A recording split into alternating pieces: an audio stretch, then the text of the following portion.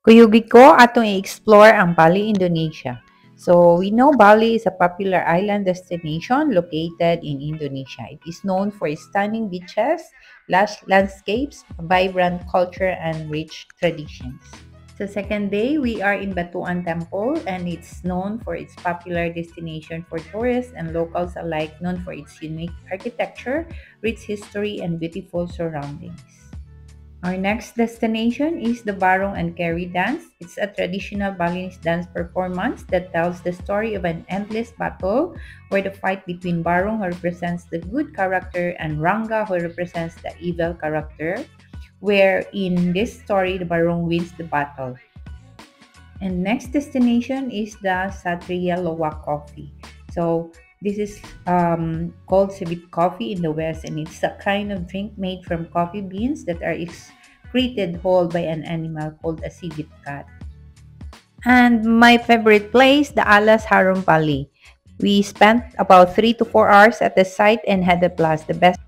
And the swing is one of the most popular ways in Bali to admire the famous Tigilalang rice terraces. Dili kompleto ang imong pag-travel sa Bali kung di ka kasakay sa ilang famous nga swing. The pool at Kritia Ubud is designated as an adult-only area. We visited Monkey Forest Ubud in our third day, and this is a nature reserve and temple complex in Ubud Valley, home to over 1,200 long-tailed monkeys. And ang akong pinaka-most exciting part sa akong travel diri is sa island, sa Nusa Penida Island. Miadto mi dito and nagsakay mi og ferry boat. And then, it's worth visiting because it's only for a day trip. And the island's proximity to Bali and its breathtaking sights make it an ideal destination for a day trip. Of course, during the fourth day, we visited the Jungle Gold Bali Chocolate.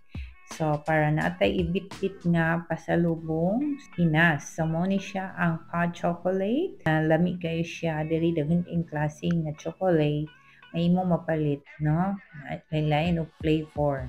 From here, diretso dahil mi sa Olondano Baratan Temple kay it offers a peaceful experience with its calm lake and beautiful Balinese architecture. Strolling through the green gardens and exploring the temple feels like entering a serene away. It's a must-see for anyone who wants to enjoy Bali's culture and natural beauty. And we visit pagidbiglain nga Tanala Temple, which is known for its unique offshore setting and sunset backdrops. Pero wala mi nakakita og sunset diri dapita kay ngano murag ngit na siya or gitabunan siya sa clouds. And of course, ato gi-explore ang ilang pagkaon, ang ilang shopping center para natin mabitbit ning uli. And sa pinaka-last na mga destination is the Monkey Bar. So, anong famous man ang Monkey Bar? Because dili daw nag-shooting sila ni Oprah, ni Mad Men, and the Sex and the City. So, muna siya, the story behind the Monkey's Bar name is disputed.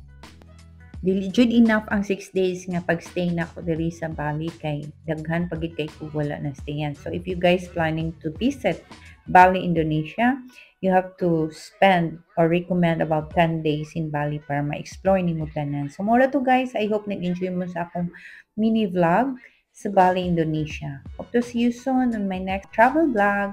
Have a nice day. Bye!